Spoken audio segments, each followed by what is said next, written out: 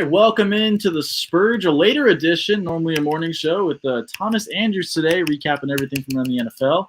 We're on Twitch and on YouTube now. I'm trying to expand it a little bit so everybody can watch. So Twitch and YouTube, we'll get the links out right now as I realize I didn't do that. But Thomas, welcome in. How you doing, man? Good, man. It's kind of nice to kind of get the day started or have a full day, then come back and do this. But I do enjoy. I like the morning a little better. Yeah, I've always been a morning show person. It's kind of nice. It's a good way to kind of just get your day started. But I do like this. I think it's cool. You kind of have the whole day to really remember what happened yesterday and dive deep. And it was a really good day of NFL football. There was a lot of memorable moments yesterday. Were you able to watch pretty much everything? Yeah, I start getting too accustomed to watching Red Zone, and then you start missing. When you watch some other games, you kind of miss some of the more storylines and the game flow that happens. But yeah, I thought there was a lot of good games yesterday. I love the 5 and 6 game offset. It really felt like we were in the playoff hunt because usually when we get later in the playoffs, they always stack those teams in the 4 o'clock Eastern, the 1 o'clock for us, obviously on the West Coast. But I felt like there was a lot more involved in the later games. So we had Bills in Arizona, Seattle. Rams, so it was a lot more divisional that were more, I guess, noteworthy in the afternoon set, which was, I thought, excellent cap of games. Yeah, I think with Red Zone, Scott Hansen mentioned it was the first time since they've been doing it that you had, 5 morning games and 6 afternoon games, which you never see. And I thought it was super awesome because you were kind of able to, for me, I usually have things to work on. So sometimes, in the morning, I watch everything, and then in the afternoon, it's kind of whatever. But this time, it was kind of I had to find time in the middle, second, third quarter of both, because you wanted to watch the fourth quarter of the witching hour for both sets of games. So it was a lot of fun. I kind of liked that. I wish the NFL did that more often, keep it more balanced. I know it's based on different time zones and where teams are playing, but I kind of like having that 5 and 6 ratio either way. I guess we just hope we can have the Masters every weekend during the football season. Yes, the Masters was great. I know Will Galvez was all over that. He's not here today, but we'll get his thoughts next time as well. Speaking of the afternoon games, I have to start here. Normally we just kind of go in order from morning, but DeAndre Hopkins and the Cardinals outplayed the Buffalo Bills. The Bills looked like they were going to win it, but Hopkins – I'm just going to play the video. Shotgun. Murray out of the pocket. 7 seconds. 6 seconds. Murray heaves it downfield. It is – oh, it's caught! It is caught! DeAndre Hopkins! Miraculous! It's Murray magic! Iron Eagle with a great call there, by the way. It's Murray magic. Hail Murray. Hail Murray. Yup, that's amazing. Newt coming in, claiming that top spot at receiver. I know him and Michael Thomas and Devontae Adams have been going back and forth, but he changes the dynamic of this team so much. Larry Fitzgerald is forgotten about, and he made a couple of key plays on that drive and the drive previous where they were able to take the lead. So this team, they're slowly figuring out how to win. I think I tweeted it about a minute before that happened. I said, well, this team's a little young. They have to learn how to close out games. They're not there yet. And then they go out and do that. So that's fun to be wrong. But I'm glad I am because this Cardinals team's a lot of fun right now. Yeah, it's fun to see them winning without their top playmaker or on defense and Chandler Jones because they are struggling. Patrick Peterson got beat on that game-winning touchdown on Stephon Diggs, which, you heard the hot mic of them saying, this is why you were brought here. This is why you were brought to Buffalo because, man, this would have been Josh Allen's, we saw him dominate the Patriots, was super good against Seattle, but to go get on the road too, that would have been an excellent game for him to really come out there and win, especially with the Patriots winning and Dolphins winning. So it kind of hurts them in the division. But yeah, what a game for the Cardinals, man. Yeah, that was a lot of fun to watch. And now you have to think, I've kind of gone back and forth on this just because they have lost a few games. They lost to Miami last week. But Kyler Murray could be one of the first quarterback to throw for 4,000, rush for 1,000. Already the first quarterback to have 8 games with 1 rushing touchdown and a passing touchdown this season. No one's done that in NFL history. He's done it in 9 games. 4 straight weeks with a rushing touchdown, I think, too. Yeah, 4 straight weeks with a rushing touchdown.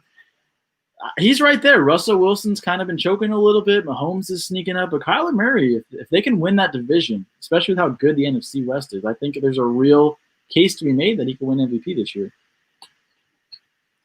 Yeah, with the way Seattle's playing right now too, Arizona could sneak in this and catch the Rams off guard because right now they're playing. I think they not house money in a way, but they've just got everything going with them. You know, you see some of these young teams that things just kind of seem to roll from it. Yeah, this is why they traded for DeAndre Hopkins. You know, we're seeing a guy. It was so Calvin Johnson-esque with 3 defenders too. If you have a chance, you should listen to the radio broadcast call of it of the Arizona Cardinals. It's unreal. Like Ron Wolf just goes crazy in it. Ron Wolf, Dave Pasch crushed that call. It was amazing. It was amazing. I always appreciate the radio calls because they're so homer biased always, and so it's great. But yeah, we're starting to see Kyler play with a little more swagger, and it just doesn't seem like when they need to do it, like they can come back and win when they need to. Like, yeah, all the writing was on the wall for this to be the Buffalo comeback win, especially right before the Hail Mary. There was a play, he kind of ran around for about 15 seconds for like an 11-yard gain to Larry Fitzgerald to set up, obviously, the Hail Mary. So, I mean, we can't look back on it now and question it. But, you know, luckily those just low percentage plays that happen like that, it's an amazing accomplishment to see. And it's fun to see a great player like DeAndre Hopkins show why he was traded there. Yeah, this is going to be a lot of fun. The Cardinals have a straight path now. They get the Seahawks this Thursday. That game could determine who wins the division. They'll obviously have the Rams again this season, so that could be interesting. Speaking of those Seahawks and the Rams, the Seahawks dropped 2 straight. 3 out of their last 4. The Rams beat them 23-16. I don't know what's up with Seattle. We talked about it a little before we went on here. The defense is one of the all-time worst defenses when you look at yards per game given up, and especially in the passing game. But Russell Wilson looks like he's finally out of magic, and maybe he can find some more. But what do you really think is going wrong in Seattle right now? I don't know. Like, are they letting Russ cook too much? Are they trying to abandon the run? I know they're like on their 4th running back. They brought in Alex Collins, who was like the former river dancer we saw with the Ravens a couple years ago. Rashad Penny's still recovering from his torn ACL, but Carlos Hyde was out and Chris Carson was out in this game. So Russ took 12 quarterback hits in this game, 6 sacks. What my biggest thing is like we saw these teams are very similar defensively. I mean, besides Aaron Donald, you got Bobby Wagner you can replace as those 2 defensive play callers. But the thing we saw was that Seattle went out and traded 2 first-round picks for Jamal Adams, who, yes, has played really well, but isn't that big of a game changer. The Rams went out and traded 2 first-round picks for who? Jalen Ramsey, and completely shut down DK Metcalf yesterday. And they're playing – I can't name the other DB that's playing for them right now, but the guy they picked up from waivers from the Ravens – they have the 2 top corners in the NFL right now. If you look at them statistically, probably right below the Washington football team as one of their best air offenses. But we're seeing them be able to. I think Jalen Ramsey is so much more important though than Jamal Adams is to his team. Yeah, Jalen Ramsey really did a good job yesterday locking down DK Metcalf. He really didn't get to do much. I think he is more impactful. I think last year, and we've seen it the last couple of years with the Rams, people have talked about they have the star power. They kind of don't play a defensive system. It was sort of every man for himself. But I think we're seeing Jalen Ramsey and Aaron Donald really buy into a system now. And this Rams defense is playing a lot better than it has in previous seasons. And they're a really dangerous team. I wouldn't want to play them, especially if they're playing in good weather. I would not want to play this team right now. And what's really crazy to think about is, you know, as bad as the Seattle Seahawks defense has been all year, this is probably their best game, only giving up 23 points. Jared Goff was held without any touchdowns. Jamal Adams had 2 sacks and a forced fumble before like injuring a shoulder and having to leave a little. I mean, nothing against the guy. He's not the best in coverage, but still impactful. So it's, you know, Ken Norton's doing a heck of a job calling a defense sometimes, but it's just weird that, you know, the day Russ is off his game, you know, the defense does its best, but Russ just happens to be off his game that day. But the 3rd time in 4 games, he's had 3+ turnovers. Lastly on this game, do you think there's any chance the Seahawks miss the playoffs this year? I think this Thursday's game against the Cardinals could be a make or break, because if they lose to the Cardinals, they'd be swept by the Cardinals this season, and they wouldn't be good as far as the divisional race to try and sneak in. Maybe had to hope for a COVID outbreak so they can get that extra wild card maybe. Yeah, I think that's the only way we see potentially all 4 NFC West teams. I think the Niners are out, but if the Seahawks want to stay in, if they lose, I think they might need that 18th week and the 8th seed, which would really bug some of the 1 seeds, right, for sure, because they would not get a bye. And imagine if a 1 seed gets taken out by an 8, which could definitely happen. It'd be It's like college basketball. Yeah, it's March Madness for sure. Next game we want to get to today, Bucks and Panthers. Everyone wanted to jump off ship after the Bucks got obliterated by the Saints. They come out and they beat a team that had lost 4 in a row. I call them the best bad team in the NFL right now, where I feel like they're starting 6 rookies at important positions. I like what they're building. I think they've got something, but they're just too young, and that's why they're a bad team. I think they're still usually pretty good. And they're missing probably arguably the best offensive player in football too. Yeah, and Christian McCaffrey's just getting back into the fold. So I like what I see from the Panthers, but the Buccaneers, again, kind of got back on that pace they were before the Saints. 7-3 now, still in contention for the division. I mean, they'll need some help from other teams beating the Saints, but does this change your mind on the Bucs at all, or did last week change your mind at all on the Bucs? This game, I mean, Tom Brady is definitely a headline reader, and we all know that. He's been playing with a chip on his shoulder, and I think he definitely saw and read a lot of the headlines about how him and Mike Evans weren't on any type of connection Monday night, because it seemed like really important for him to go out there. Because a few times I saw a couple forced plays to Mike Evans early in the game, but Evans, Antonio Brown, Chris Godwin all ended up with 6+ catches. Gronk had another touchdown. It just seems sometimes, I think they just have these games. Maybe it's Tom Brady's getting old, and these night games are just starting to get to him. Like, it throws off his internal clock. Maybe the TB12 method doesn't do well. But, daily savings time. I don't know, because it always seems tough. The Thursday night game against the Bears, the Monday night game against the New Orleans, and then the opening weekend. I mean, that could be a toss-up, but still. Well, way to bounce back, this team. 3 straight times of getting beat, being able to rally. Unfortunately, the Panthers had to be the victim twice. Yeah, Tom Brady coming off a loss is always spectacular. I think now it's 20-4 after coming off a blowout loss, I believe is what I saw the stat. But he just I think this team is still learning a balance. I think one thing he's still learning is Bruce Arians is a really good coach, but he does not care about the small things as much. He doesn't focus on the small things. He focuses on star power. And I think we're seeing Brady embrace that. Like you said, he spread the ball around to the top receivers, Godwin, Evans, Brown, all over 6 catches. Cameron Brate got in on the action. Gronkowski got in on the action. Didn't really see much out of the other guys, Scotty Miller, Tyler Johnson, 1 catch combined. So I think the offense is getting better. What worries me is the defense.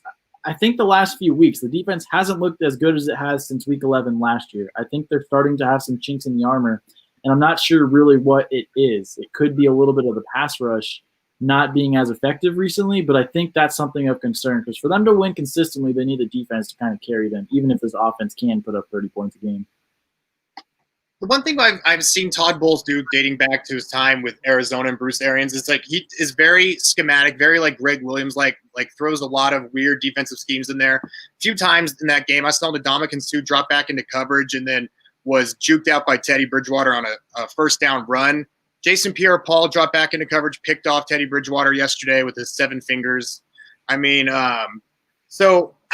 know if maybe they're trying to do too much right now on defense and trying to figure themselves out, but maybe the loss of Vita Vea is really starting to show up front, and maybe Ndamukong Suh is getting tired. But, yeah, they're getting pushed around. Teams are being able to run on them a little more. And their secondary, I mean, Carlton Davis is probably one of the nice up-and-coming corner for them. And Antoine Winfield, I mean, still is a rookie and still playing really well. So I think that team, though, runs through Devin White and Levante David. And so as long as those 2 guys are still on the field making plays, the defense is going to do their job. Fantasy owners beware. I'm going to play a clip right now from Texans Browns. If you're a fantasy owner of Nick Chubb, I'm sorry, but this might have screwed you yesterday.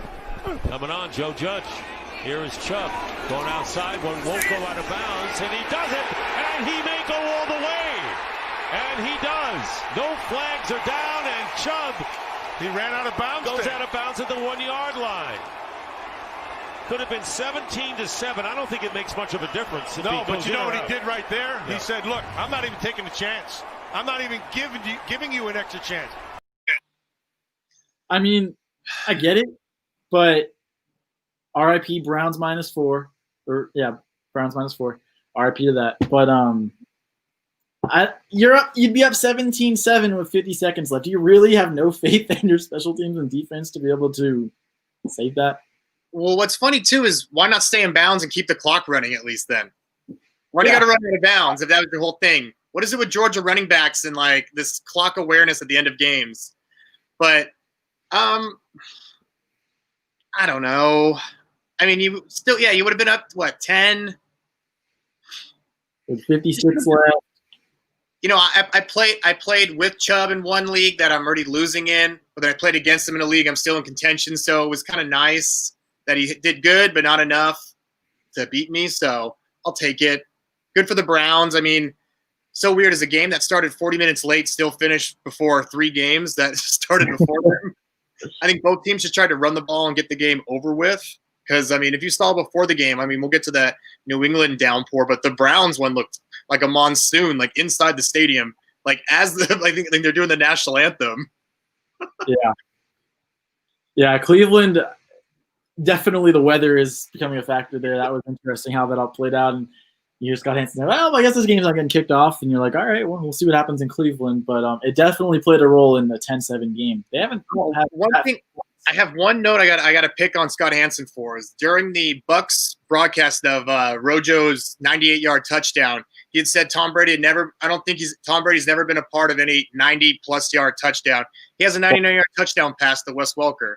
Yep, I played very quickly. Monday Night Football against the Miami Dolphins. Yep. They crushed them that night. I think that also came off of a bad loss too, if I'm not mistaken. That came off of a game where they got torched.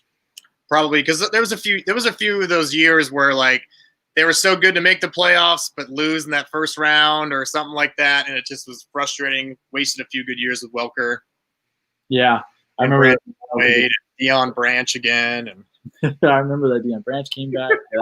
Those were interesting Patriots teams, and we'll get to them in a minute. Scott Hanson messing that one up. But, yeah, real quick on the Browns, that's the fewest points they've had in a win since Week 8 of 2012. So their defense is playing well, I guess. I mean, the Texans are what they are, but the Browns' defense played pretty well. They made Deshaun Watson uncomfortable, and they got the job done. And that's really all you can ask for with the Cleveland Browns. They beat bad teams. Miles Garrett has a sack in every game so far this year. 9.5 on the season, leads the NFL. I think TJ Watt's the closest behind him with like 8.5 or maybe 9 after yesterday. I don't know how many they got on Burrow. I didn't look at the stat line, but crazy. I think that's our defensive player of the year as of now. I mean, I know you don't always look at stats and stuff like that, but between him and potentially J.C. Jackson, who has been come out of nowhere as potentially one of the best DBs in football too. Yeah, I think right now Garrett has gone from bashing in Mason Rudolph's head to bashing in a Defensive Player of the Year trophy this year. We'll see if he causes any dents to that trophy with his helmet or not. But, yeah, I think he definitely deserves that honor at this rate, especially if he ends up recording a sack in every game they play and ends with, even if it's 16.5 sacks, that's incredible, especially if that's one a game. That's a model of consistency that I don't think I would have ever expected of him. I know he's always been really talented and really good. I just wasn't sure if he was ready to take that jump yet, and he definitely has this year. Do you give the Browns now, with both running backs healthy, the best 1-2 punch in the backfield? 100%. They look like it. On paper, you think Rojo and Leonard Fournette can compete. That's not working out. Maybe Aaron Jones and Jamal Williams. Yeah, Aaron Jones, Jamal Williams is probably a close second, I think, just because they find the end zone a good amount. I think Jamal Williams has been better this year than he was last year, and Aaron Jones has been just as consistent. You look at Dobbins and Ingram, they're not quite there yet. I think Ingram's taking a step back. Dobbins needs to take a step forward. So I think Chubb and Hunt are that 1-2 combo. I think Hunt led the team in rushing yards yesterday, if I'm not mistaken. I know he did well for my fantasy team, so that was nice. I was worried about that. But, yeah, now, speaking of awards, we were talking about Defensive Player of the Year. Comeback Player of the Year, it's a wrap. Alex Smith started a game, down 24-3 yesterday, comes back all the way. So Matt Prater does what Matt Prater does. Once a year, he hits some ridiculous long field goal that usually wins a game. Tied at 27, Matt Prater attempting the game-winning field goal from 59 yards out. Looks like a knuckler, and it's through. And the Lions didn't lion. Usually they would blow that game somehow. Chase Young, man, what are you doing? What are you doing? You cannot hit the quarterback 3 seconds after the play, especially Stafford, who, as an established veteran in the league, is going to get that call. And then my thing is like the wherewithal after the game to call it, oh, my bad, it was a rookie mistake. No, it was not a rookie mistake. If the fact that you know it's a rookie mistake is the fact you knew it was a bad idea to do in the first place. Maybe it's the fact you haven't played football competitively in almost a year and a half, too, because you decided not to play at Ohio State your senior year. Oh, but it's very frustrating because that game had everything written on the wall to have the Alex Smith comeback game, because the Lions blew a 21-point lead, and then just one bad play defensively, and it lets Matt Prater attempt a great kick. By the way, Matt Prater, unknown fact, game-winning kicks on the line or game tying, it was either 22 for 22 or 24 for 24, which that's clutch for a guy that may not have the best percentage, when it should matter. Regardless, every kick matters, but when it comes game-winning, that clutch time, the guy is 100% automatic. And it feels like, to me, a good majority of those are 50-plus yards, too. Like, we know he's got the leg, not always the accuracy, but when he's got the NFL record, too, of 64. Yeah. Yeah, Matt Prater, it was up in Denver, but still, like, he's got that NFL record. There's no touching him for that. But, yeah, I think he's pretty remarkable. But, yeah, as far as Alex Smith goes, he's got to be the best quarterback in that division right now. And I know it's still only his first start back, his second game back, but just look at the body of work and how Carson Wentz has regressed, and Dallas' situation is terrible, and Daniel Jones is inconsistent. He's got to be the best quarterback. I still give Washington a chance in that division. You can't count anybody out. They're all 1-2 games out, so you can't count anybody out. And if Chase Young doesn't make those boneheaded plays and the defense plays like it's supposed to as a top 5 defense, I don't see a reason why Alex Smith can't lead them to the playoffs. And I had one last thing, but I just lost it. But yeah, I think, we're seeing great things with Alex Smith. We're starting to see these guys offensively, them drafting. Terry McLaurin's really coming on as of late. Logan Thomas, former quarterback at Virginia Tech, making plays. Cam Sims Jr. I mean, it's 390 yards. Alex Smith set career highs in completions, attempts, and yardage yesterday. Yeah, that was pretty remarkable for someone. I've always been someone that liked Alex Smith, but doesn't quite know how he does statistically. He just wins, but to put up those stats too, you can't complain. Every time he takes a hit too, it's so like you hold your breath. And they were talking about it during the broadcast, or at least during the they go to Red Zone a lot too, which Aqib Talib was doing color during that game. Wasn't bad. I really was digging it. He kind of was like keeping it real, kind of giving you some stuff that like maybe was a little much behind the scenes, but I was really liking it. But I thought it was a really good game. But they were talking about his brace that he wears. In every game, he's had a new iteration of the brace because he's trying to figure out what works best for him. So each week, and he says he gets it on Friday. So, I mean, like, that's not even any day to really put it on. You get to put it on for walkthroughs, maybe, wherever you're doing walkthroughs before the games. It's crazy to me. And it's just every time you see him take a sack, he's real quick to get back up. I think he's learned to probably obviously like do the Eli Manning and just kind of roll down to avoid taking the big hit. But it's still like I feel like I'm holding my breath every time I see him. Like, oh. Yeah, every time with Alex Smith, I still am. And I'm rooting for him, though. And I think last year I did my awards, and I gave it to Roethlisberger because I wasn't sure if Alex Smith would start. But that's definitely changed. Don't care if the Steelers go 16-0. Alex Smith. Yeah, absolutely. It's just because, I mean, Roethlisberger should do that. I mean, that team is stacked. Yeah, it's his to lose.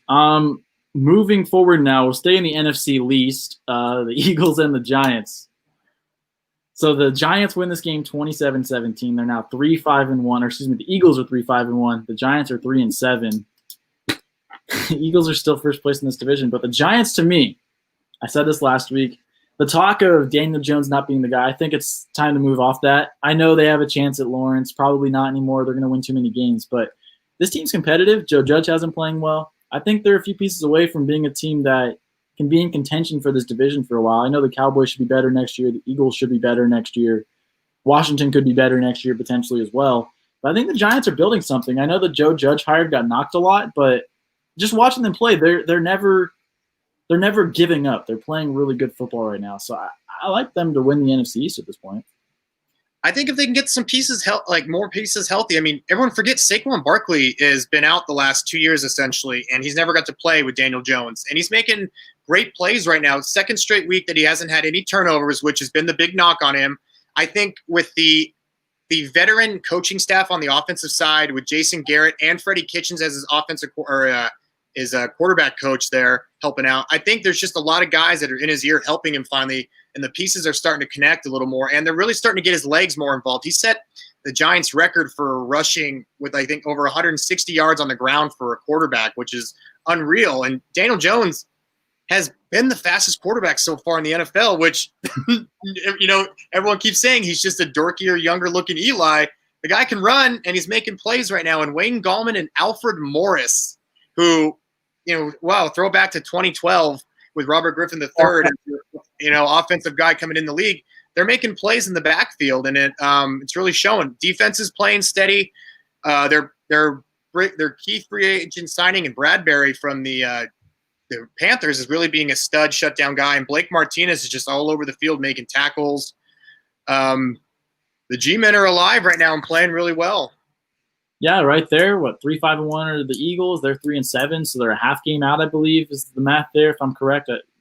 That's why I do sports, not math. But I think that's correct. But yeah, the Giants, I'm all in on them. And yeah, I know there's a lot of talk about quarterbacks in the draft, and I think Daniel Jones is their guy. I think there's a reason they took him at 6. It seemed really high at that time. I think he's the guy.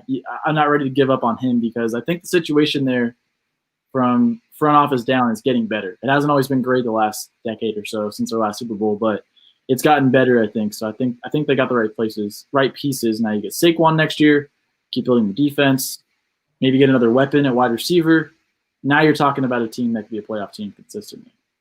Yeah, and I mean, I just feel like they haven't really incorporated like Evan Ingram too much into their offense, who is like a very athletic tight end that, I mean, I feel like I'm watching a lot of games because I have him in a fantasy league, so it's frustrating each week to play him. And you're looking at 2 for 15 constantly, but you're like looking at a guy that's got so much athletic talent that anywhere else would be thriving, and they're asking him to block, so it's frustrating. But you start using that a little more.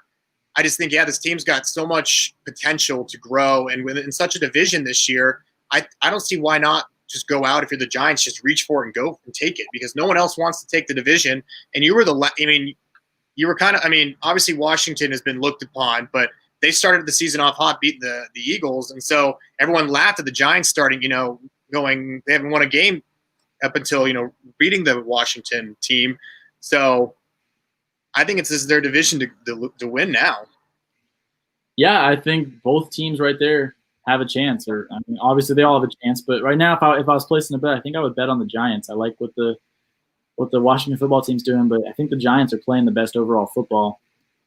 Now we've got to talk about the battle of the 2 first-round quarterbacks, Justin Herbert, Tua Tagovailoa, Chargers, Dolphins. Dolphins win 29-21. 3-0 with Tua. We talked about this, you and I, off camera, but I think Herbert's obviously the best rookie quarterback. They struggled a little bit in this game. Of course, when I started him over Tom Brady, of course he didn't have a great game, and Tom Brady did. That's just how it goes. That's what I get. But he's winning that battle despite the fact Tua's got a better team around him, better coach, better defense. Herbert's still playing pretty well, I think. This was Herbert's definitely worst game we've seen him play so far. I think that was definitely Brian Flores had a game plan to see against him. They shut down Keenan Allen most of the game with 2 of their best corners. You got Byron Jones and Xavier Howard, and Howard shut him down up until a touchdown late in the game to kind of make a decent stat line, 3 for 30 and a touchdown.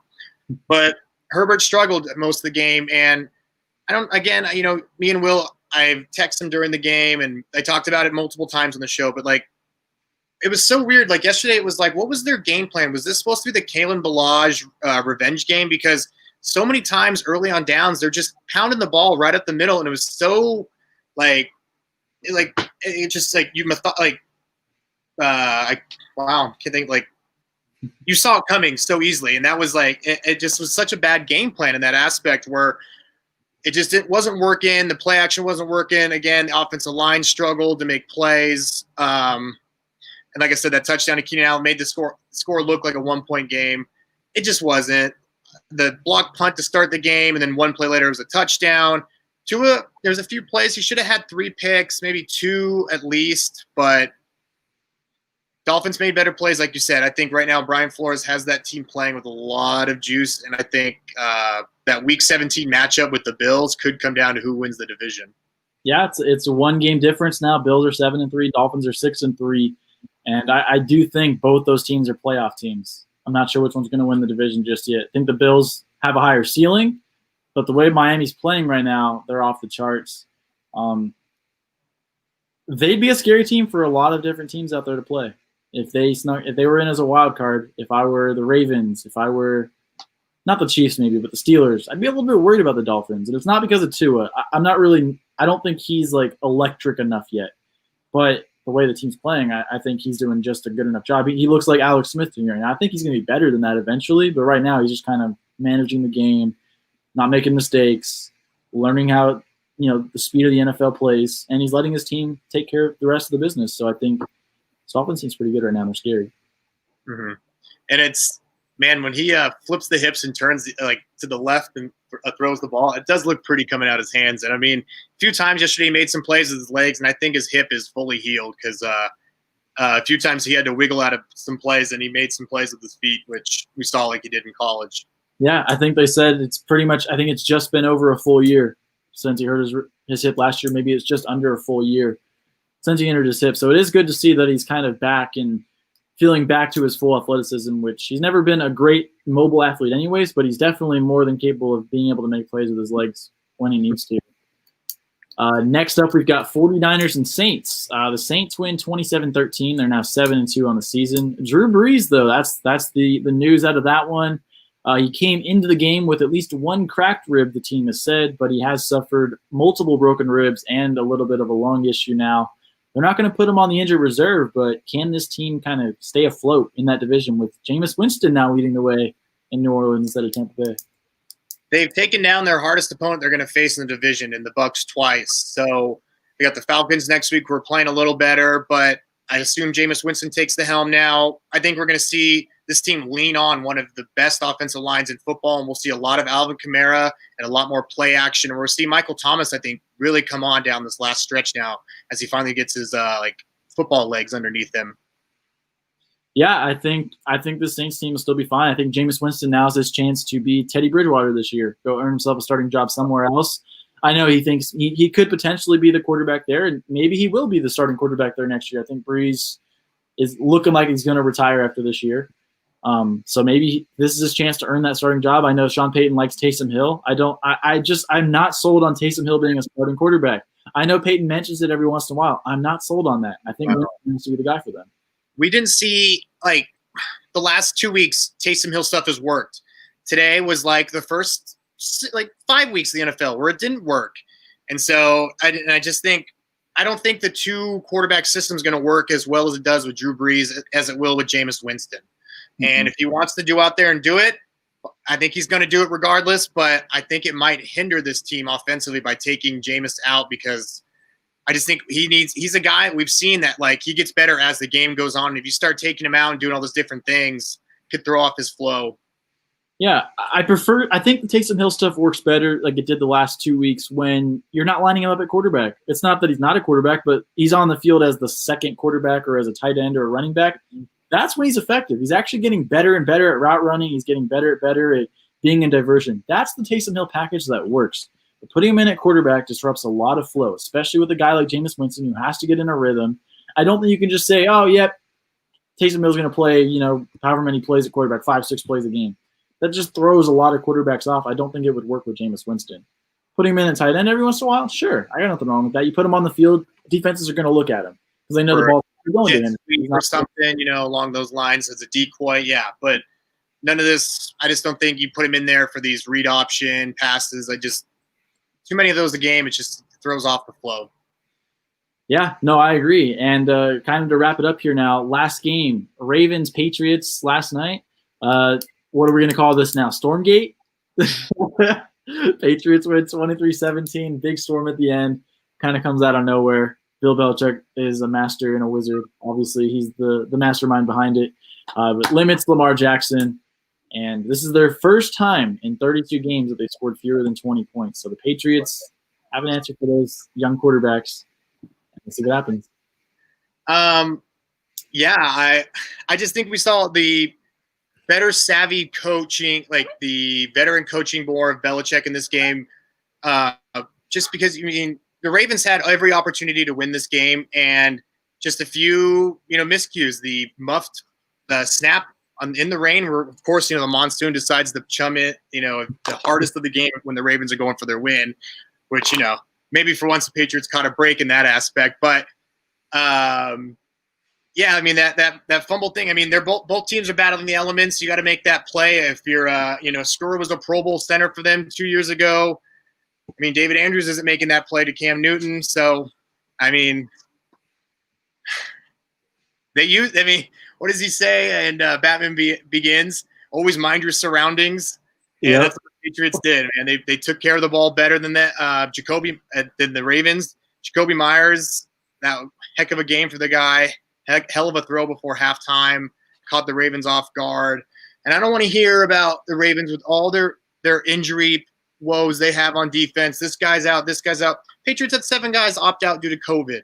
Crimea River. They haven't had these guys all year. You happen to lose guys during this game or before the game. You still have the better offensive team than the Patriots do. And you went out there and just had a stinker. Yeah, with that, we've seen the Patriots match up well against some of the top teams in the AFC. Is it premature to count them out of the playoff race just yet, or do you think it's still too much for them to overcome now? Hey, they still have the Jets, the Dolphins, and the Bills one more time on their schedule. So, and at 4-5, I wouldn't call them out of it yet. Get some guys healthy. Julian Edelman said he's not done for the year and is coming back from his, as he calls it, just a micro procedure on a, tune-up on his knee. So we'll see. Maybe Stephon Gilmore comes back. I mentioned J.C. Jackson earlier. The guy leads the NFL in interceptions right now. He's playing out of his mind. So, hey, anything's possible with Bill Belichick as the head coach. Yeah, I agree. Final thing, since I guess we're treating this somewhat like a pregame show with doing this later in the day. Vikings-Bears tonight. What do you expect in this game? Who's going to win? Kirk Cousins in prime time. I think I don't think he's got a winning record. But the team right now, he doesn't need to win the game. He just hand the ball off to Dalvin Cook, who is running for miles in every game. It's going to come down, can the Bears hold Dalvin Cook to a non-productive game and make Kirk Cousins beat you? And then on offensively, if you're the Bears, can you maybe hope your defense puts you in a good position to have a short field and capitalize on a good play, or put together a long drive and force feed Allen Robinson the ball, because that's your playmaker and you need to get the ball to him? Yeah, I think this is an interesting game. I feel like the Vikings have hit a stride and the Bears have lost, 3 straight games now. Kirk Cousins is 0-9 on Monday Night Football, and that's with his primetime record, where I think he has maybe 2 wins in primetime total. So your gut tells you Chicago. It's in Chicago this year, but I do think the Vikings are a team right now where if they're heating up and they're clicking on all cylinders, they could find a way to win, most of their last final games, go 9-7, 10-6, sneak into the playoffs if the NFC West sort of, continues to beat up on itself, or if we get that 18 potential already too. So that's a lot. That's a big chip on their shoulder, or like an ace in the hole for them. Yeah, they beat the Packers, and if they sneak in, they get the 8th seed or 7th seed, whatever it ends up being. They'd be a dangerous team in the playoffs, especially with Dalvin Cook running the way he's running right now, being involved in the passing game. I like Justin Jefferson a lot. I think they have a chance. The defense is slowly shaping up, so this will be a good game. You can't expect anything offensively from Chicago. They don't have. I think David Montgomery's been ruled out, and they just elevated Lamar Miller to the active roster. So we'll see how this goes. Just chalk it. And Matt Nagy has relinquished play calling duties to Bill Lazor. So obviously they're gonna have to do it, so much better than tonight. On the name alone, Bill Lazor, they're going to need Nick Foles to throw some lasers tonight if they want to win. But, hey, Nick Foles plays well in primetime. He's the opposite of Kirk Cousins, so maybe he'll get enough done. But without a running game, I say the Vikings win this one, somewhere in the range 24-21. I think it's a tight game, a good Monday night game for once, and I think that's kind of how it plays out. I think it comes down to the Bears getting a chance to win it with a field goal, and we see the Bears shank a field goal as usual. Back, they have everything else figured out this year. The kicker seems to be figured out, but maybe this is the time they completely unravel, and the kicker situation is a mess again. Yeah, but I definitely take Mike Zimmer over Matt Nagy as a coach. 100%. All right, well, great little pregame show and NFL recap from the weekend, Thomas. Thanks for coming on. Yeah, man, thank you. Yeah, good stuff. All right, have a good one, everybody.